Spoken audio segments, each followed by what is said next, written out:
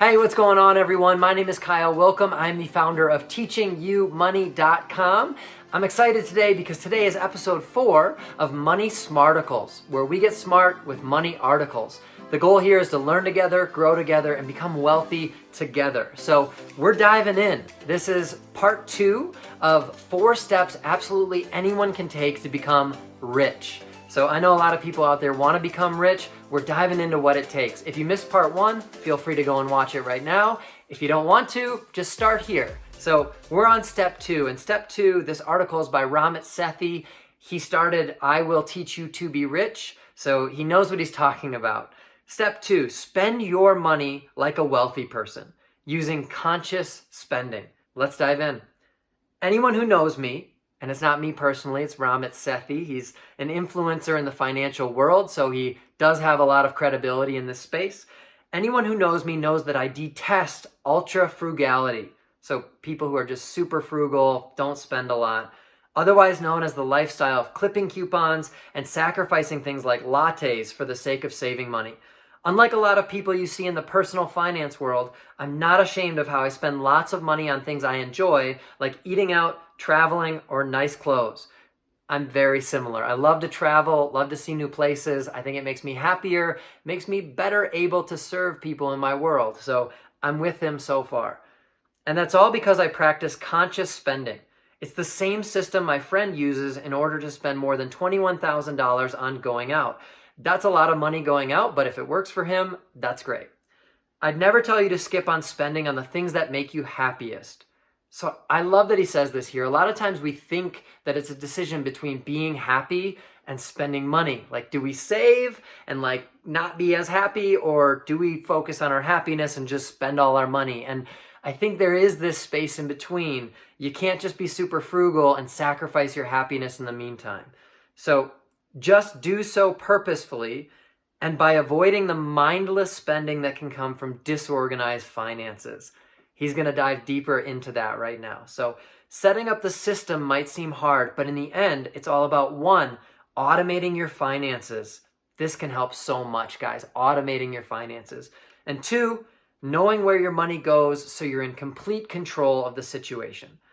Automating your finances allows your system to work for you and passively do the right thing instead of you constantly wondering if you have enough money to spend. I love passive systems.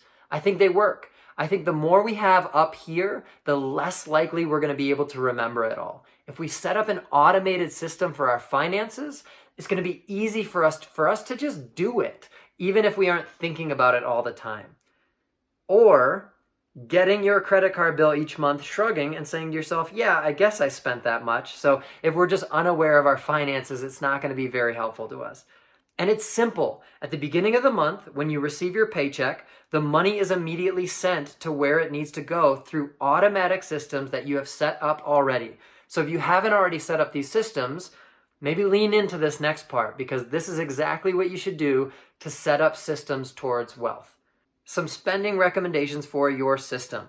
50 to 60% fixed costs. This includes things like utilities, rent, internet, and debt. When he says 50 to 60%, that's the amount of your income. So the amount of money you have coming in every month, 50 to 60% of it should be going towards fixed costs. 10% investments. I say 10 to 15. Sometimes I want to set you up to really become wealthy, maybe push yourself a little bit. This includes your Roth IRA and 401k plan.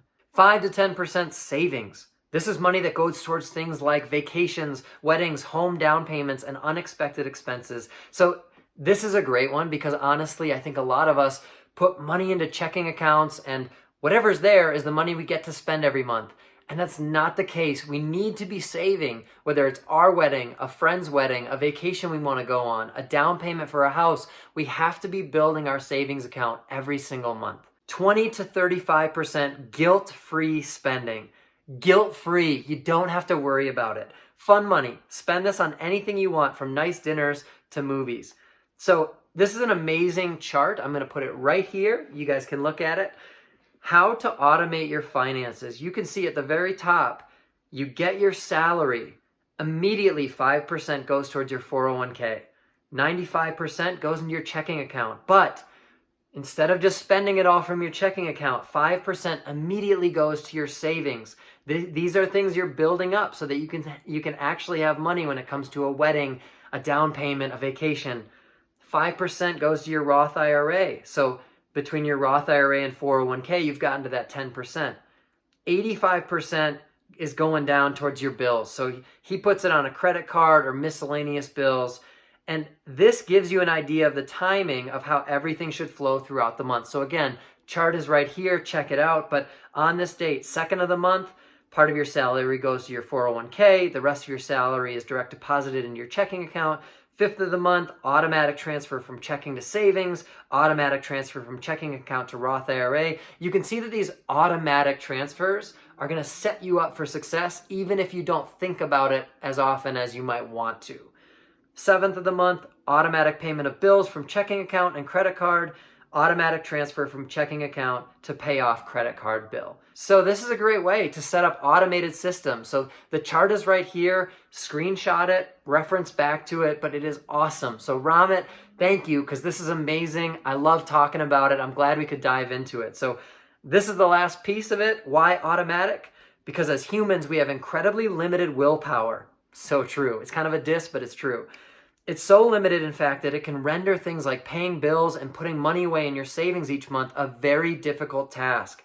Automating your finances subverts this by allowing you to save money without ever having to do it yourself. So that has been episode 4 of Money Smarticles, where we get smart with money articles. The goal here is to learn together, grow together, and become wealthy together. I'm Kyle Willkom.